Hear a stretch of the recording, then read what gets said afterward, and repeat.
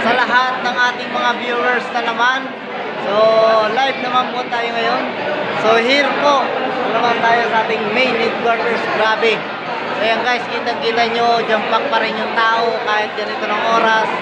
Alas 7 na. In good news, grabe may nagpahabol na naman.